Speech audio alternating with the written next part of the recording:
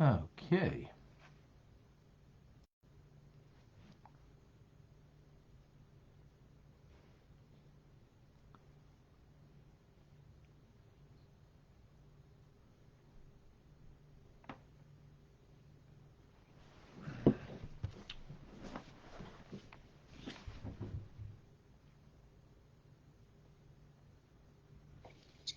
Good morning.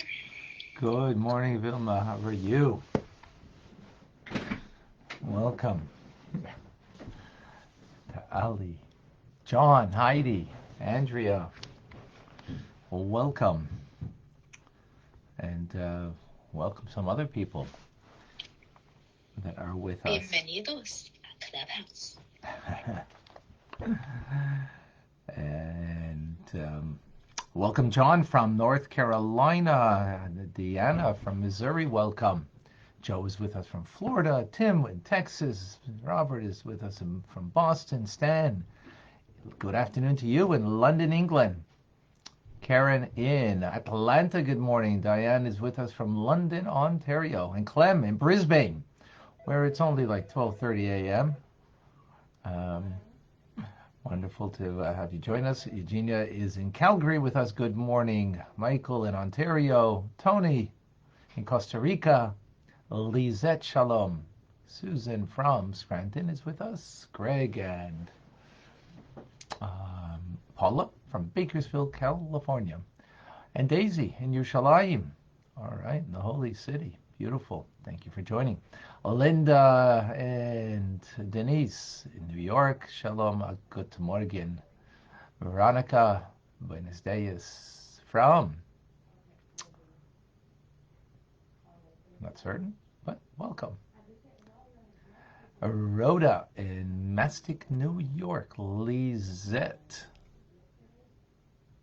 Okay, thank you for joining. Ann in Mexico is with us. David and Batia in Montreal. Miriam in Colorado.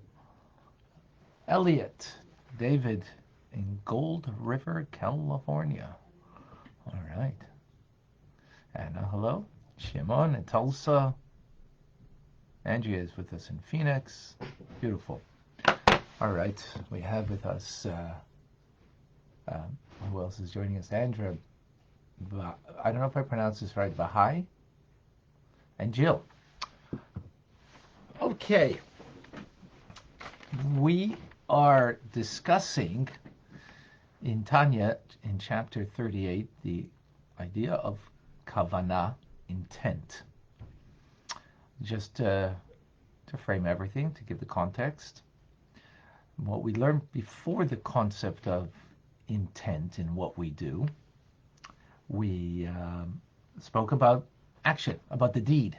And ultimately, or I'm just saying ultimately, that's not the right word, but basically, the fundamentals is just do it.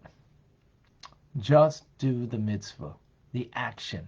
The act of it without intent is a novel idea in that we actually connect to the divine through the act itself and transform even part of us, our body, animal, soul, that is vitality, and from a negative source, we transform it into the light of God that it embraces through the act of doing the mitzvah. And the very action, without intent, without intent. Now, that's not the ultimate, obviously. The ultimate is that you do an act, a mitzvah, and it's infused with intent. And that's where we're going now. But we're trying to explain it in finer detail. And the finer detail is that what is so special and unique about intent is that it gives greater vitality. In other words, everything is a vitality that we get from the divine. We don't create ourselves. We're not this energizing bunny that we have our own power pack, or we don't even get from an alternative source in, as we've mentioned many times, two power sources, the divine and the antithesis, the anti-Godhead, Satan. Now, there's only one source of vitality, one source of life, one source of reality, and that is from Hashem, from the divine. And that gives vitality to everything. As we mentioned yesterday, in the creative force of everything in this world, there's a concealment on the divine. We don't wake up in the morning and what we perceive first is God animating me and animating the world around me. We feel me. I feel my sense of self.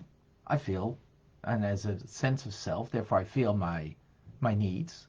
I feel my wants. I feel my desires, and so on and so forth, right? That's the way God created the world, that concealment. That being said, there's gradations in the contraction of the divine light, and there are things that are more concealed and less concealed.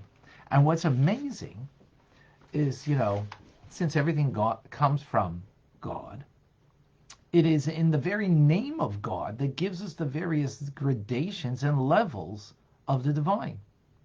So the Tetragrammaton, which is Shem Havaya, or the letters Yud and a Hey, and a Vav and a Hey, 4 letters, that each letter represents a different form of divine vitality, are the source of everything in creation, and they are the source of the fact that in our world there is 4 elements of creation. What are the 4 elements that are based on, again, the name of God? The 4 elements is the inanimate world, vegetation, animal kingdom, and then the human, the medaber, or communicator. Actually, the term is a communicator, which is interesting. It's the uniqueness of the human beings to communicate.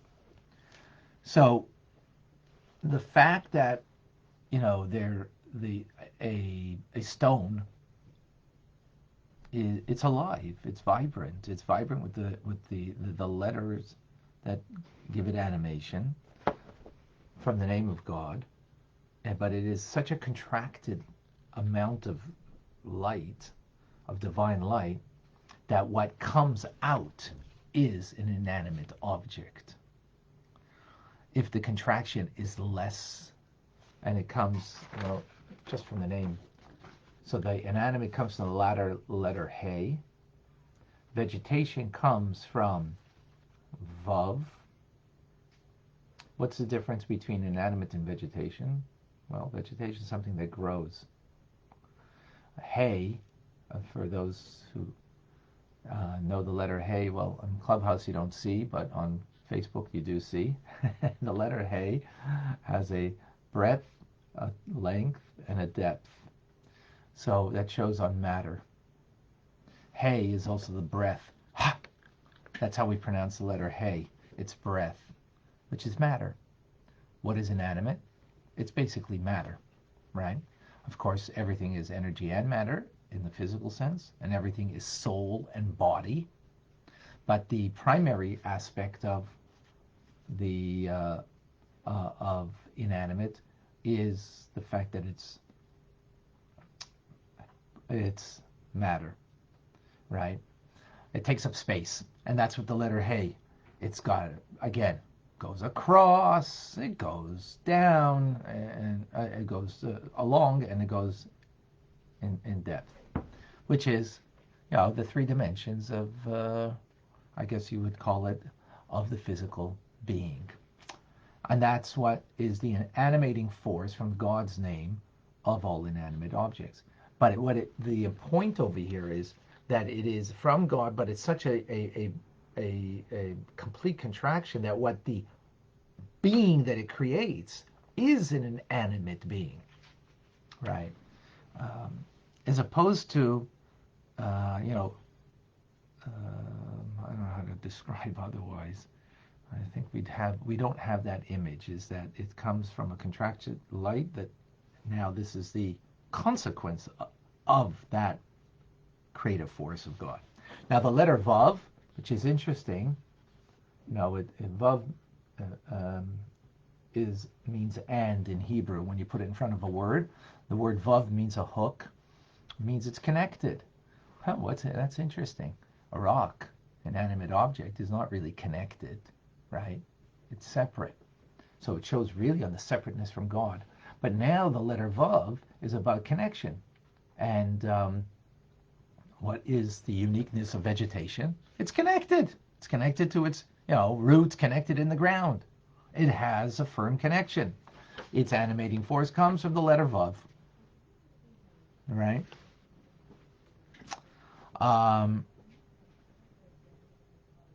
Comes to the letter Vav.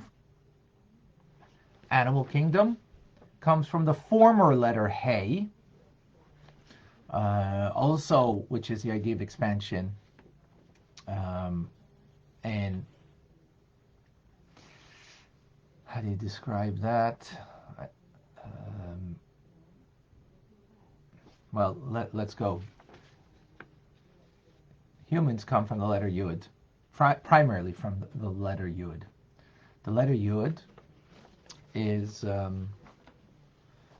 divine wisdom, intelligence, and that's the intelligence of a human being. And we call the human being in Hebrew medaber, which means communicator. So interesting, from our power of communication, our power of speech. Our power of speech is a power that is not of an intelligent nature. It is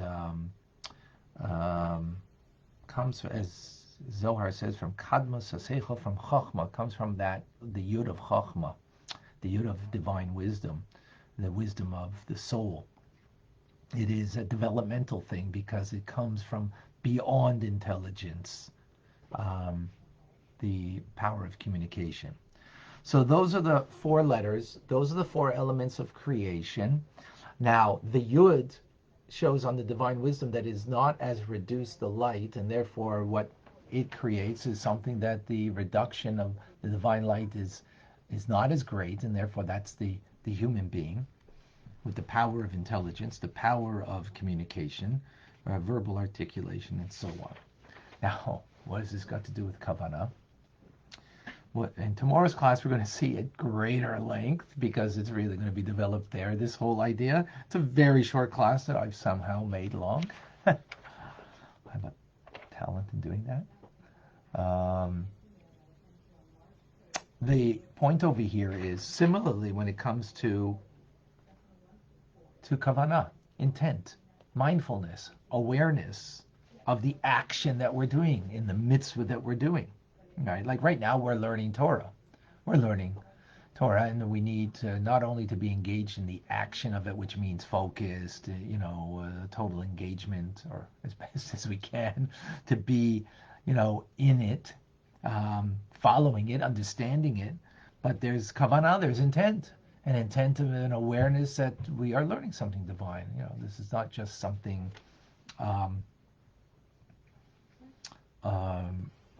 that is nice information, maybe very empowering and so on, but that it is actually, through this, we're being bound up with God, through the understanding, through the focus, and getting it. And the kavanah is, and what we're doing right now, is that we actually have our soul to able to cleave and connect with God and be bound up with Him.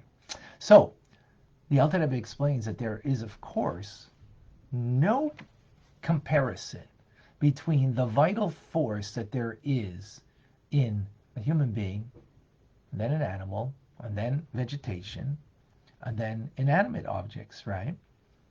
So when we do an action that is inanimate, compared to, and meaning that there's no intent or minimal intent, we're going to get into finer details with that tomorrow, but you can't compare it to the vitality there is in a human being. So that's similar to the vitality that when we do an action, because an action, can, again, be done without the intent. But when we do it with that intent, it is comparable, as we will see tomorrow, to the human and to the animal. That has much greater vitality than vegetation and inanimate. And how so? I'm sorry, it's a very short class today, but we will see that tomorrow. So what we learned specifically today is that God's name is the source of all of vitality, of all the four levels of creation, which, by the way, doesn't say this over here, but it's also the four levels of worlds: Atzilus, Bria, Yetzira, and Asiya. The world of emanation, the world of creation, the world of formation, the world of action. Four spiritual worlds, and then this physical world.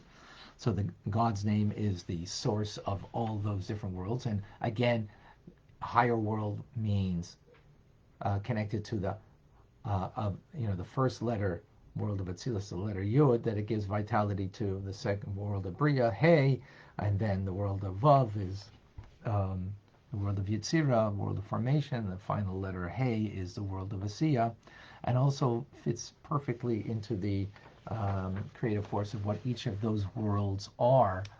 And here we're explaining it on how that reflects in all the four dimensions of creation: inanimate, vegetation, animal kingdom, and human, with the name of God, because ultimately that's where the source of everything is. So that is, in brief, not in brief, in length, the brief idea today. Any questions, any comments? Vilma, please. Anybody else, if you have anything to share, to ask, please. Well, Rabbi, you said a lot. A lot of these concepts, including the concept of the four spiritual worlds and their names and all this, is not easy. Like, I'm still learning a lot about that from what I understand.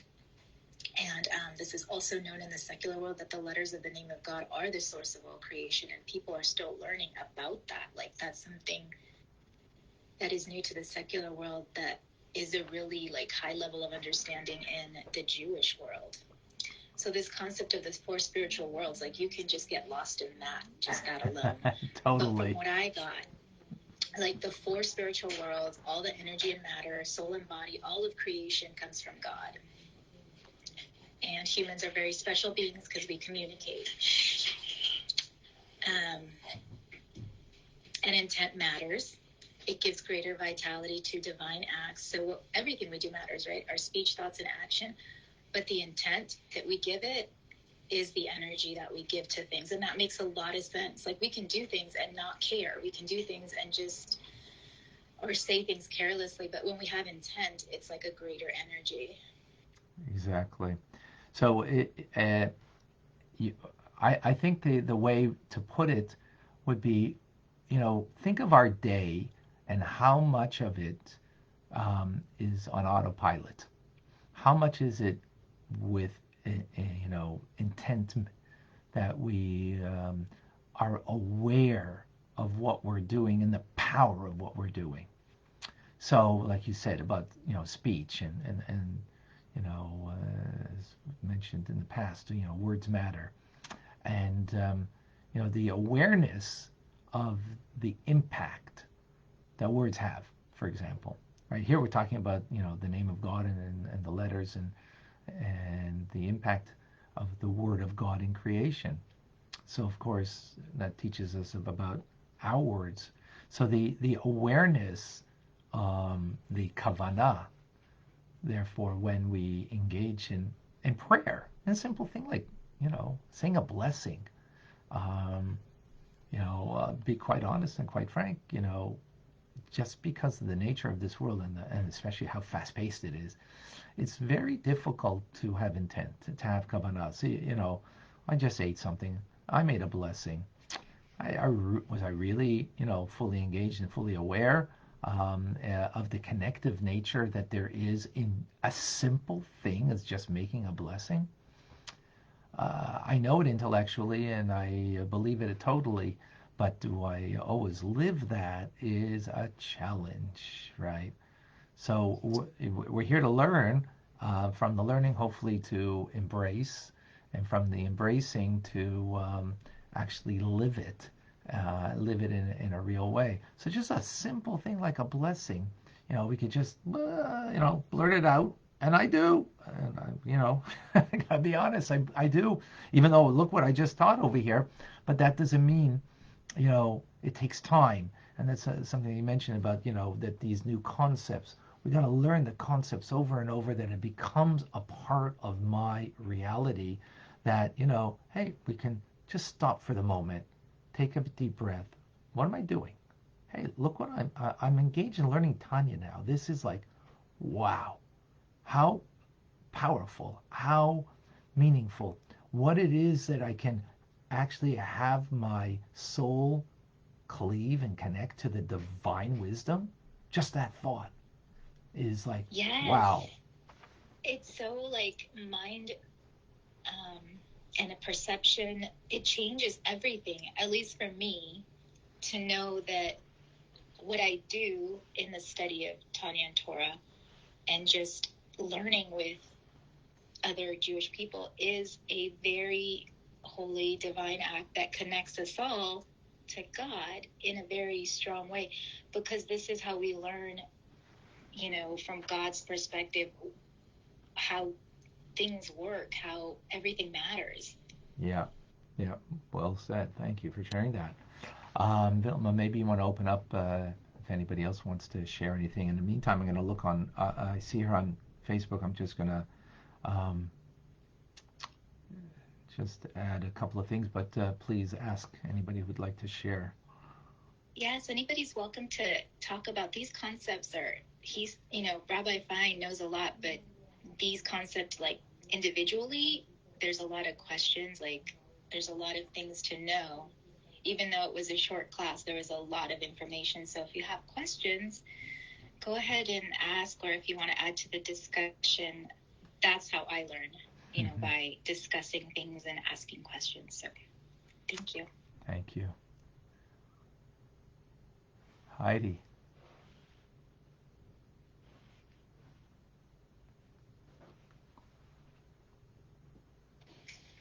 Hi, good morning, everyone, and thank you for this wonderful class.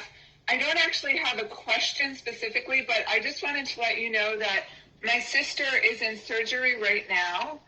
And when I woke up this morning, I was thinking, I would really love to engage in some kind of Torah study, some kind of learning in the merit of her speedy recovery. And this popped up on my phone. And I clicked, and it was a wonderful class, and I just wanted you to know that you've just helped me perform a real mitzvah for my sister, so thank you so much. Wow, amazing. Heidi, can you share her name? So first of all, we're dedicating this learning today for her full and speedy recovery. And so this learning that we all did, not only just for you, and that it's helpful for you, which that alone is amazing, but this is also dedicated to her. As we connect, we bring that life force to her too. So what's her name? Thank you so much for that. That's incredible. Her name is Tzipora Bat Chaim Alta Rivka. Tzipora Bat Rivka. Rivka's your mother, right? So yes. Okay, yes. Okay. Wow, this is amazing. Thank you. It really is. It really is. I'm a little bit emotional right now. And it's just amazing. Thank you so much. Yeah, well, understood. And everybody's wishing for a speedy recovery. And you know what? Her name will be added to saying Tehillim, so we can do whatever we can, not only learn and bring blessing to her, but also saying Tehillim, Psalms, as to help her. So I just want to add over here that John he says one of the things we do every day is to be able to make sure that we own some of the teachings, or as much as we can own from it. So we regurgitate it, we give it over. I know now that. So we share, something that we've learned from today. So John says that there is no comparison between the divine light and motionless objects and plants, and the divine light received in animals and humans. Very good. Who else is shared over here? Irma from St. Martin says, I know now that we need to have intent when we learn Torah, that which is something that's divine and that binds us with God. Very good, excellent.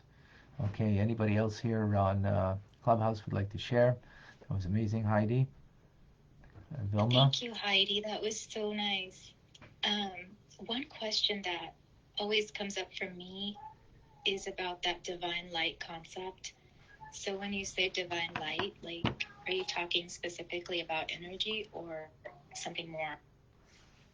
So energy is, energy and matter are interchangeable, and that is that's a physical reality. When we speak about divine light, of course, God precedes creation, and therefore energy and matter. Energy and matter is created by the divine light. Energy is so the outcome of the divine light, which is not a physical thing, but a spiritual. Spiritual is not even the right word, because spiritual also has its dimensions. It's beyond. We give it as a metaphor. We have to speak in human terms, so we give a metaphor of light. But light means something that's not of the physical world, that is the source of our physical world. So it would not be energy. We could use the word energy too. It's not energy as we know energy in physical terms. It's not that. So it's not. Don't think of it as oil is an energy, and the sunlight is energy. Those are physical manifestations of the energy, the light of God that is beyond that is the source of it. Is that clear? Does that make sense? Yeah, these concepts are like,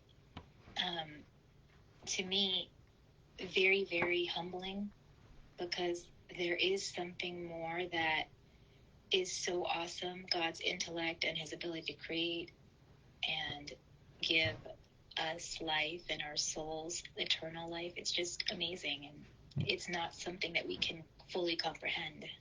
Right, but that's what we're trying to comprehend the best we can, because when we do that, then what happens is we own our connection to God, as opposed to that's beyond me. It's something that I feel, the vitality of it from within, because I whatever I understand brings me to a feeling, and from that feeling will bring me to act, to do what we need to do. All right, folks, this is amazing. Thank everybody on Facebook, everybody here in Clubhouse. I'm Rabbi Ronnie Fine, coming to you from Chabad Zichron Kadesh in Montreal, Canada. It's a privilege and a pleasure to share with you the Tanya. If you didn't have a chance on Clubhouse, please, if you want to follow so you can get updates on more learning that's going on. Today we'll have some more learning about the Haggadah for Pesach, preparing for Passover at 12:45. Come and join. Have a wonderful day. Thank you. And thank you, Vilma, for always making it happen. Thank you. I'm here for you, 9:30 a.m. Eastern, Monday through Friday. Please follow Rabbi or the Chabad House to stay updated. Have a wonderful day. Thank you. All the best, everybody. All right, folks. Amazing. And thank you for all the prayers and everything. All right, Daisy, it'll come. All right. Have a wonderful day.